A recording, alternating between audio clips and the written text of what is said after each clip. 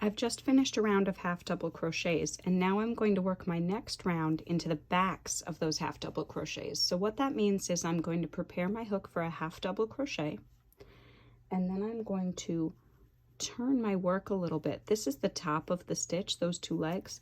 I'm actually going to go into this third leg in the back here for my next half double crochet. And what that does is it pushes this piece forwards for the look that we're going for. So I'm wrapping my yarn over my hook, going into the back, so not these two pieces, into that third loop, that strand in the back, pulling up my yarn over, then yarn over, and through all three. And this is how you go into the third loop with your half double crochet. So I kind of turn the piece each time and go underneath that strand and complete my half double crochet. And you end up with this really cool look of a stitch on the front of the work.